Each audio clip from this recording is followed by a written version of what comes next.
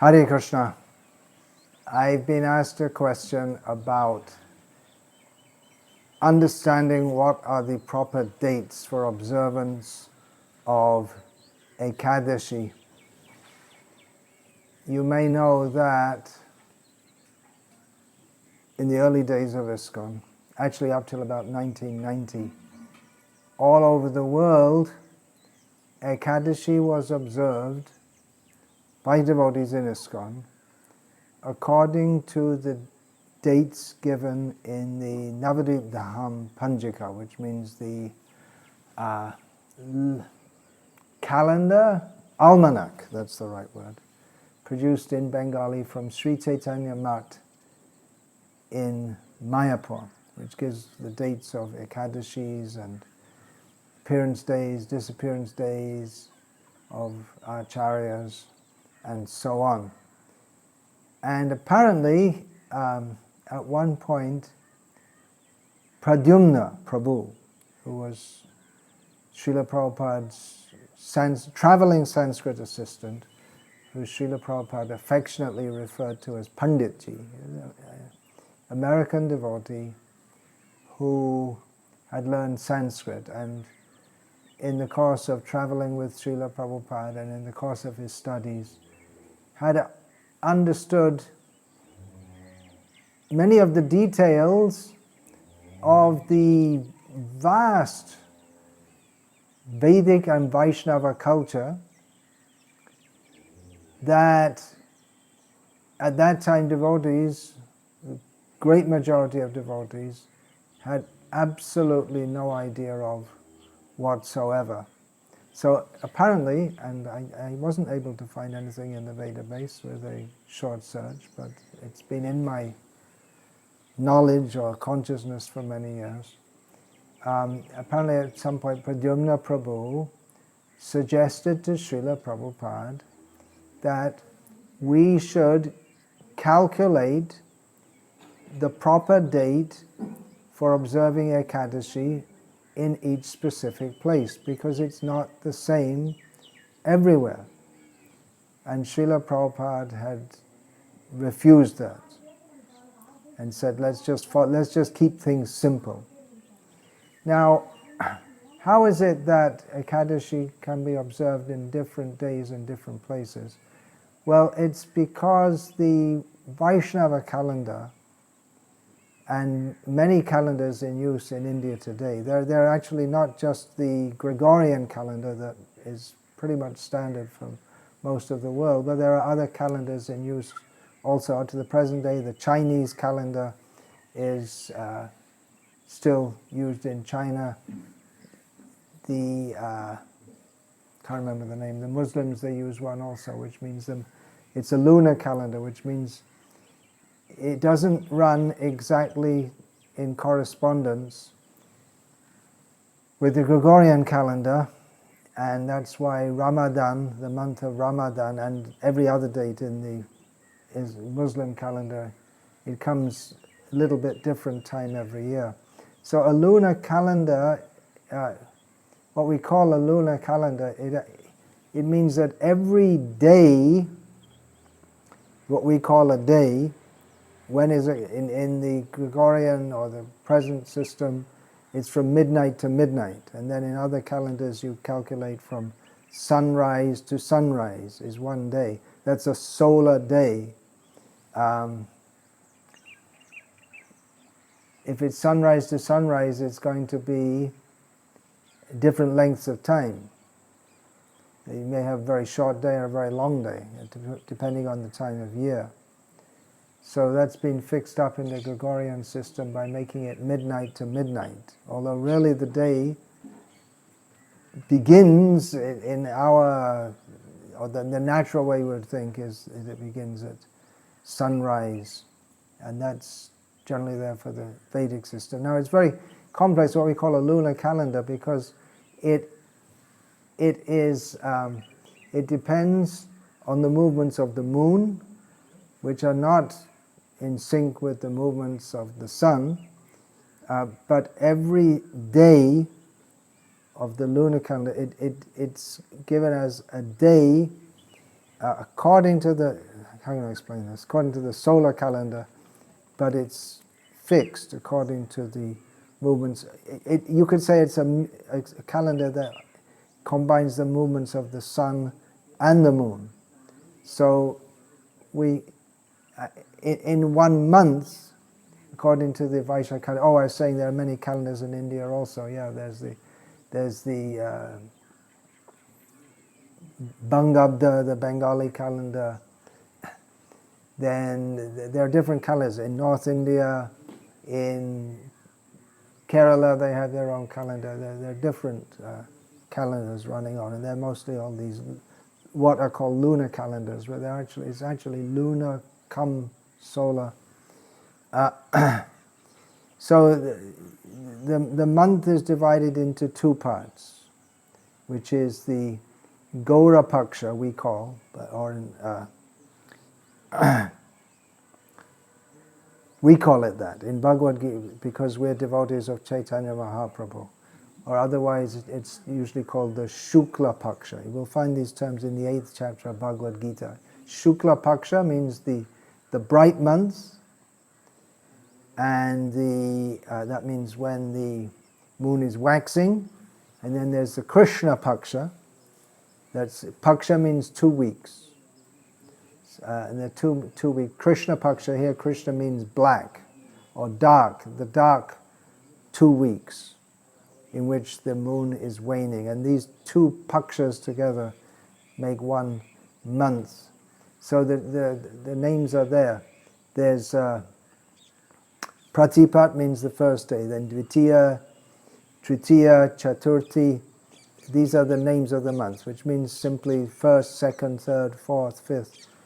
But because of the movements of the moon and the sun are they're not exactly in sync. In 1 Paksha sometimes we have 2 Dvitiyas or 2 Ekadashis. Ekadashi means the 11th day.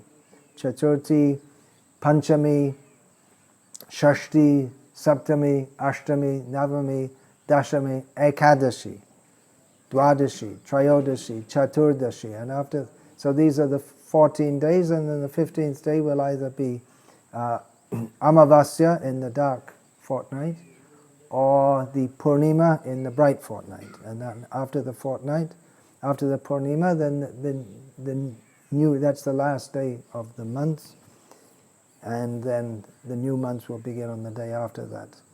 But because sometimes the moon, the actual time when the moon rises and sets can be very short and can be very long, and so sometimes you get 2, in 1 month you get 2 Ekadashis and no Dashami or something. It becomes like that. So it's all very intricate, and it'll be different in different places, just like the sun rises at different times in different places all over the world. So and therefore Monday in San Francisco will begin at a different time to Monday in New York. And then it becomes more complex when we have the movements of the moon also.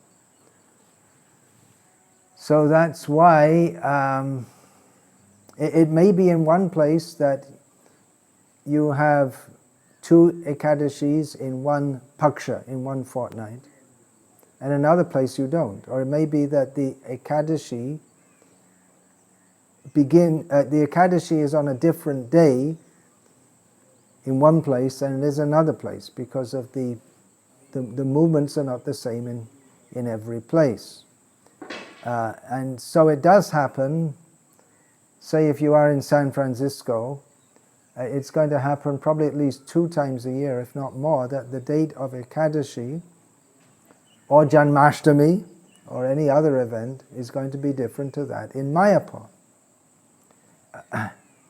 And so to say, well, we're going to follow, today is Ekadashi, we may say, but it's a bit like, it's a little bit like insisting that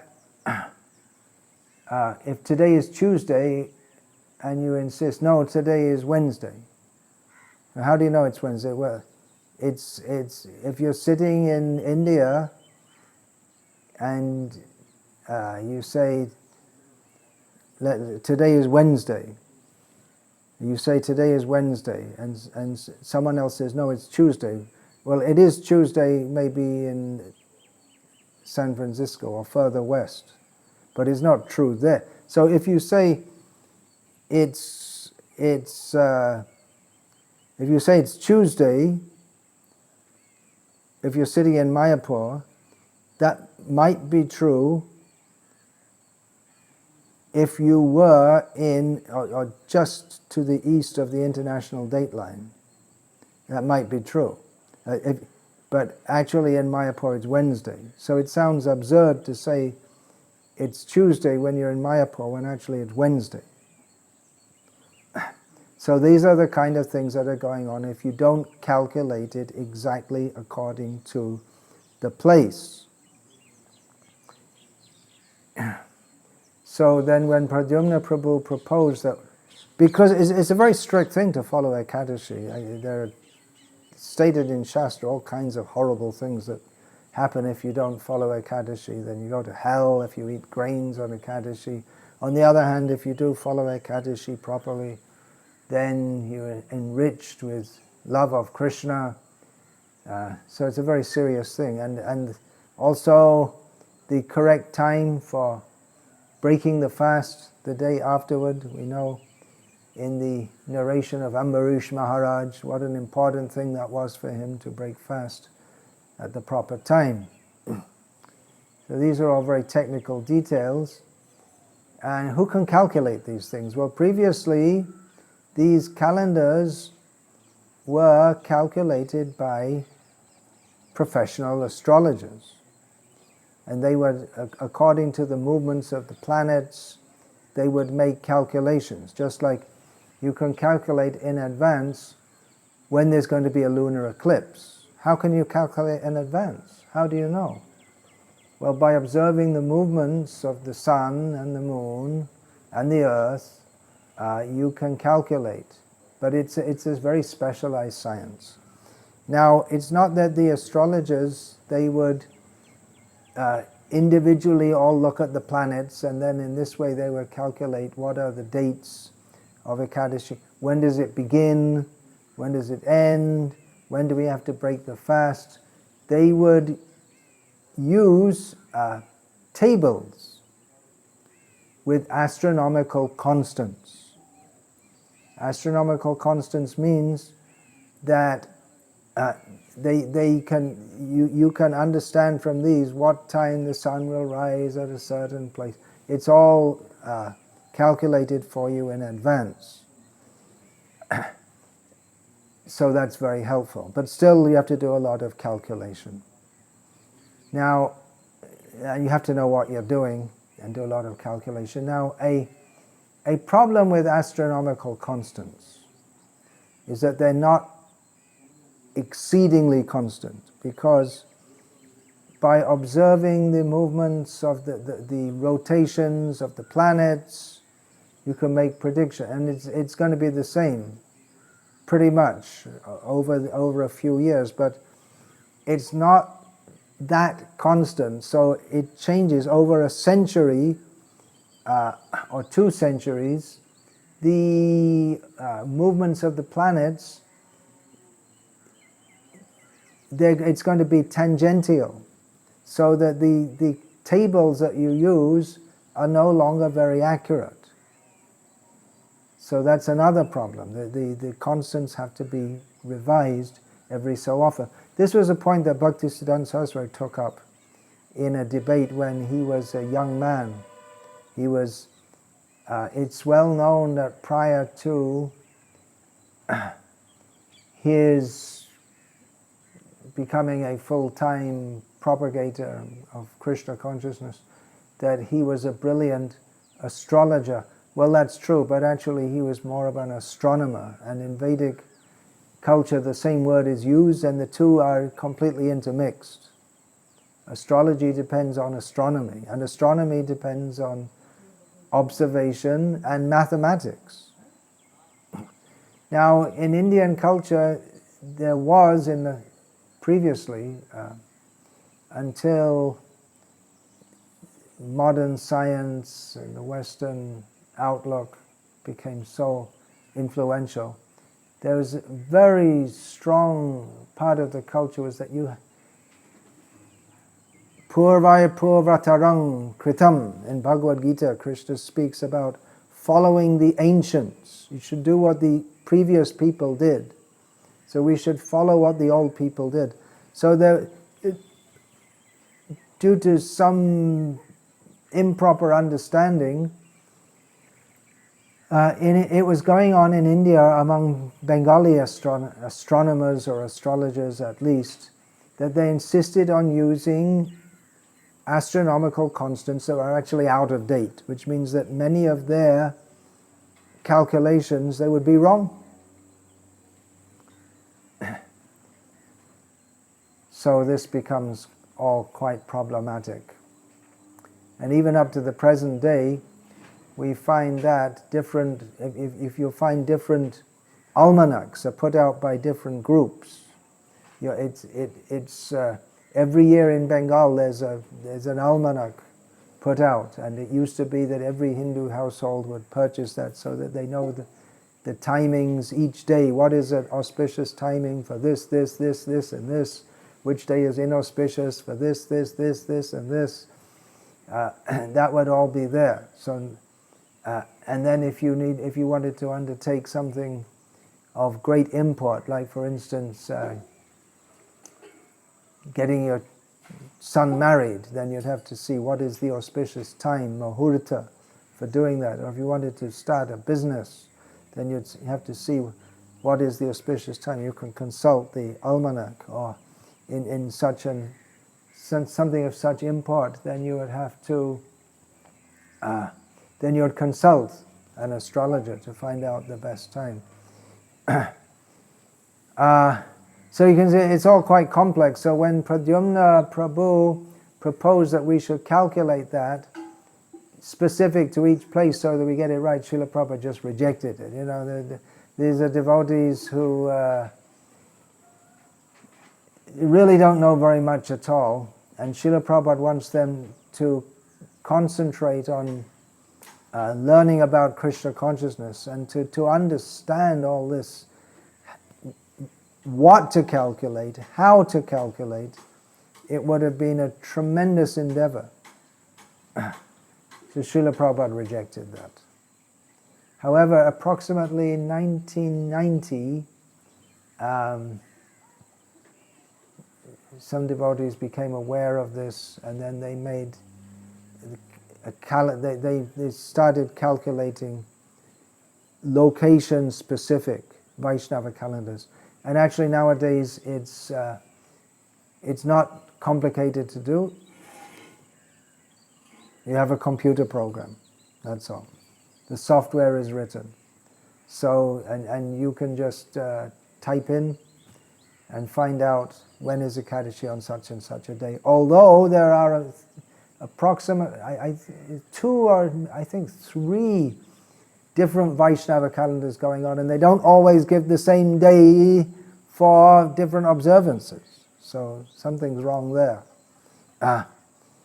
But yeah, so the question is put to me that, well, shouldn't we just keep things simple and just follow Srila Prabhupada and just follow the calendar that's put out by Chaitanya Math? Of course, in Bengali, but then once it's translated into English and then it can be translated into other languages, that's much easier, isn't it? It is easier, but it's also less accurate. And we may say, well, why don't we just follow Srila Prabhupada and not introduce anything new? My understanding of this is that Srila Prabhupada deliberately didn't give us many things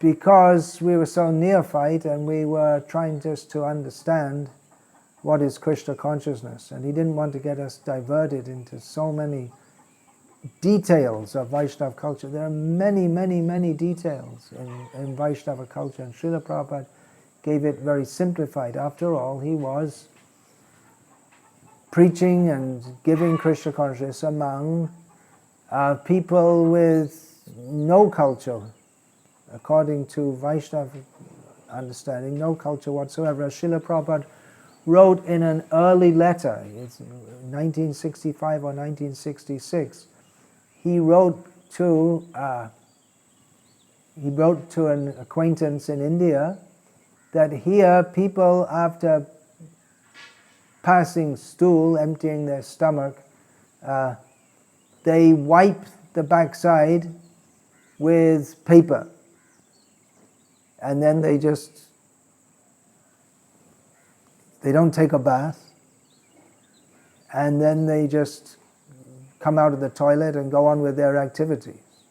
They might not even wash their hands. Srila Prabhupada didn't give so much detail, but that was quite shocking to Srila Prabhupada.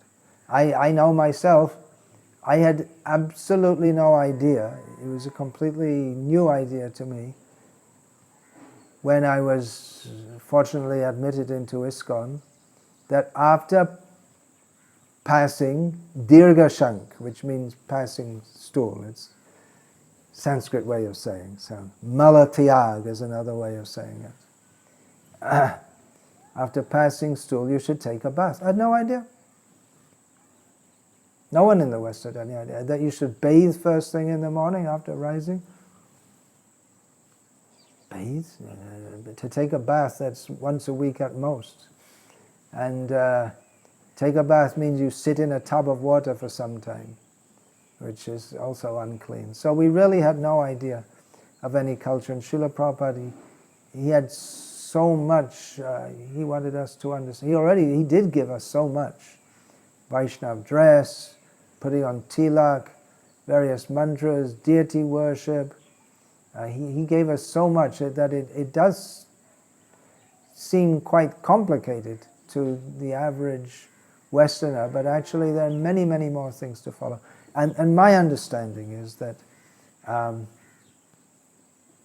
Prabhupada, he wanted to introduce Varnashram Dharma as the solid basis, the civilization that is favorable for practicing Krishna consciousness. And he said that 50% of my work is not done because this is still to be done. Now, if we're to introduce Varnashram society, it doesn't mean just calling some people Brahmanas, some Kshatriyas, some Vaishyas, and some Shudras. There's a whole big and quite complex culture to go with that. And we have to introduce that. When Srila Prabhupada said 50% of my work is not done, that's a lot if you consider what he did introduce. So it's a very big challenge, and unfortunately leadership in ISKCON has chosen to forget this largely. Practically in the whole GBC, all these years, His Holiness Shivaram Swami is the only one who's been promoting this or taking this seriously. But these are the kind of things that we'll have to introduce. Now, Srila Prabhupada said, don't introduce anything new. But he didn't say don't introduce anything old. What is new and what is old? Everything that Srila Prabhupada gave to us was new.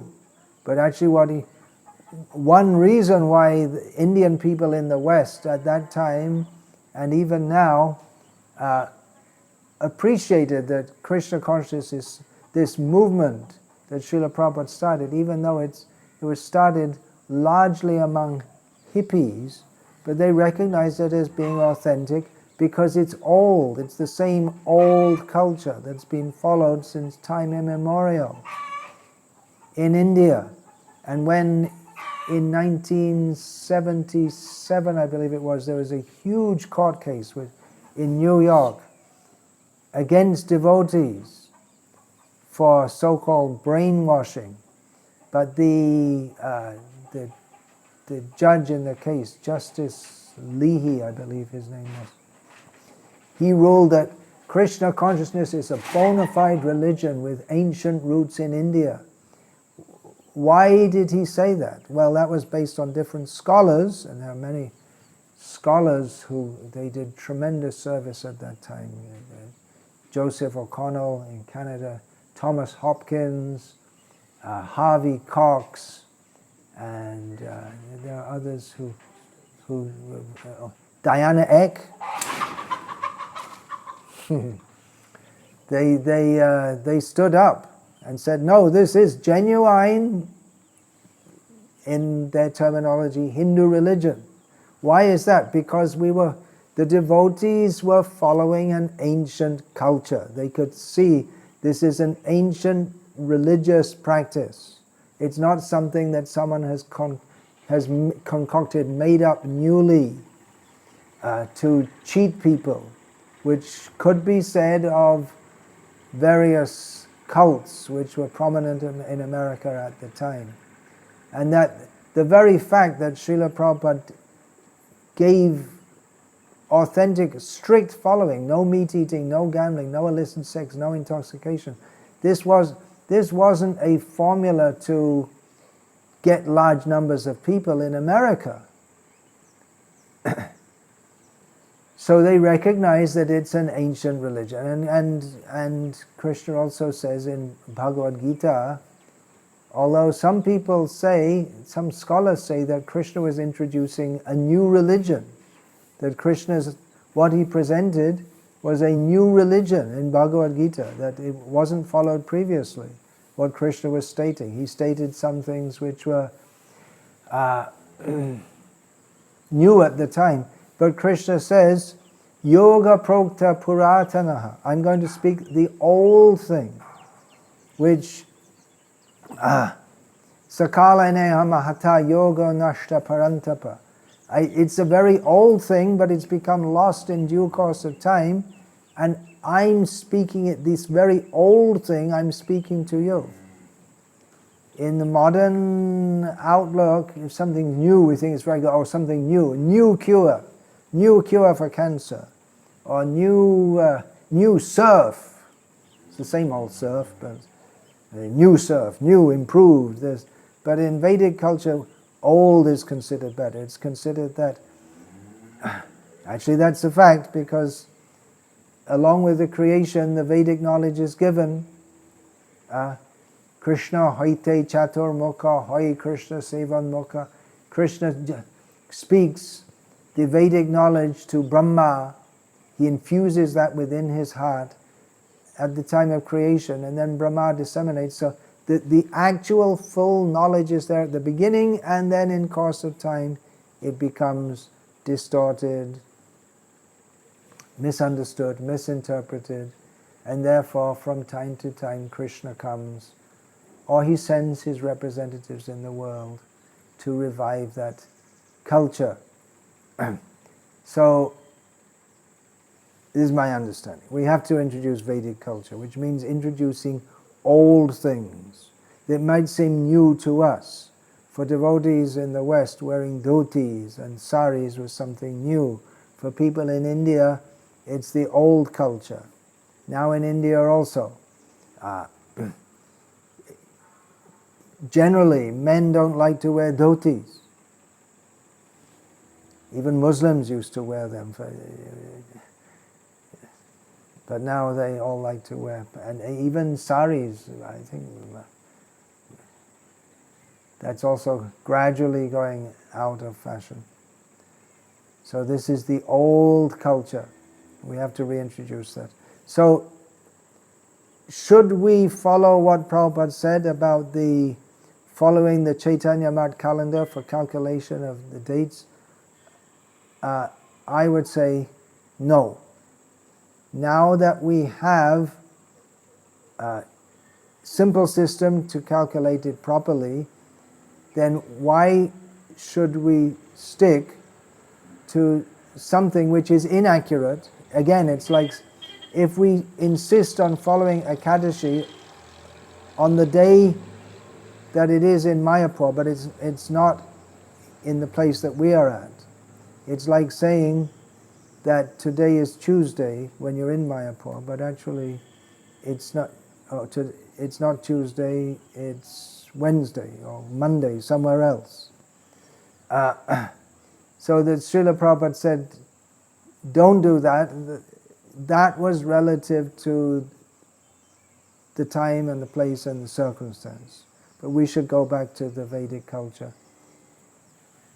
as far as possible. And that will require much intelligence to know what is to be instituted and what not to be instituted. I'll give another example. Sometimes we hear, especially from the elderly lady devotees in our movement, that when we first joined the movement, all the men and women, they used to dance together, and it was all mixed up. We were like brothers and sisters. And Srila Prabhupada, he didn't say anything about that. All right. But Srila Prabhupada, later that was instituted within ISKCON, and Srila Prabhupada didn't speak against that. One time I'd been in the West, and I was returning to India. I came via some countries in the Gulf, the Persian Gulf or Arabic Gulf, where there are many Indian Hindus working. So I was at a program, and the devotees came into the program, and automatically, without anyone saying anything, the men sat on one side and the women sat on the other side. And I noted that. I said to all the devotees present that now I understand I'm getting close to India, because automatically they do that. Whereas in the West, if I even say that, they get offended, because they have the idea, why do you discriminate? Men and women are all mixed up together. It's a question of culture, that men and women, there's segregation. It's a very prominent part of Vedic culture, and actually of any civilization all over the world. Any civilization stands strong as long as there are principles. And as soon as heathenism is introduced and there's no discrimination, man and woman, and everyone has free rights to do whatever you like, then the whole society breaks down. Here's an interesting thing I came across. That, how does it go now? Let me see if I can. Strong men make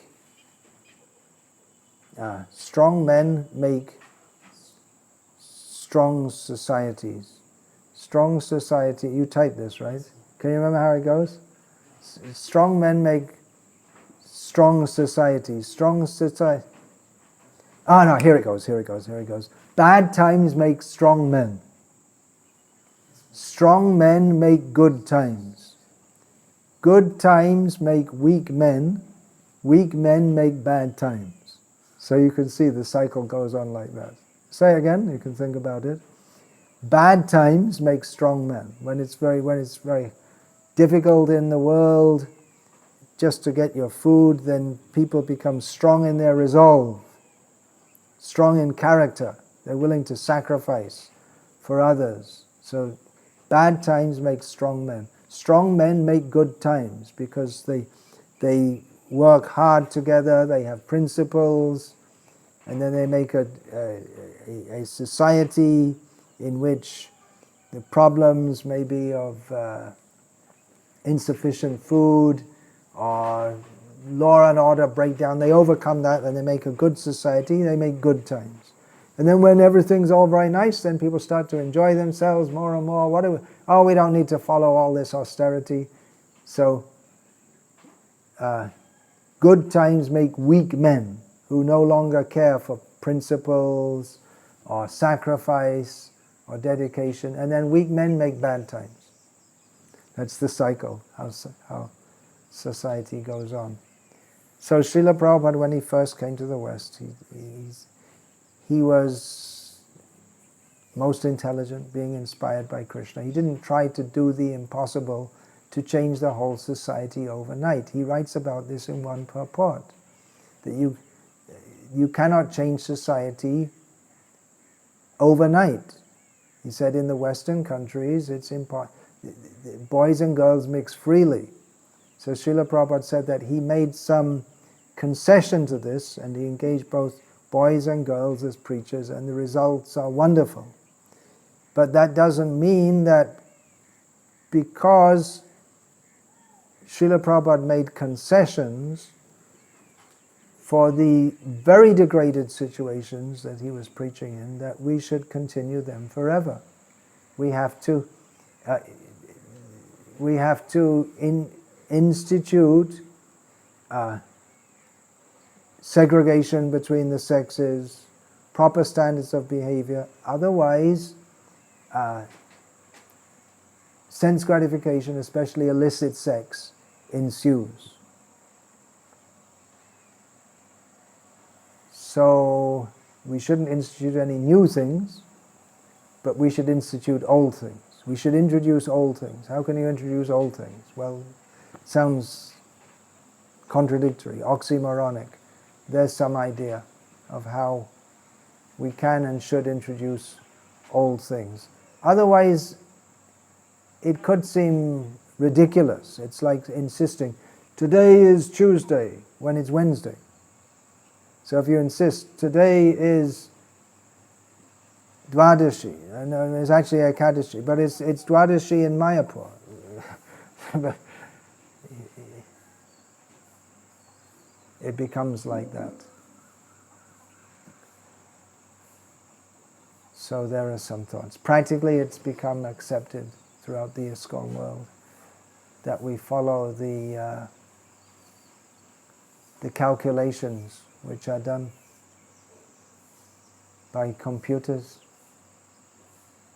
Even for Mayapur, they're probably more accurate than the Panjika, or the almanac, which is produced by the Chaitanya Math, which maybe nowadays they're also following the observations of the planet, the movements of the planets as they are. Otherwise, they were using outdated tables also. So even for Mayapur, calculations are more accurate. What I said, sometimes there are two Ekadashis 2 days in a row, or sometimes there's no Ekadashi. And then what do you do? Well, there are rules in Shastra for that. There are rules in Shastra. There's called Shuddha Ekadashi, in which you should fast. Vita Ekadashi, although it's officially Ekadashi, you shouldn't fast on that day. It is all very complex. That's a fact.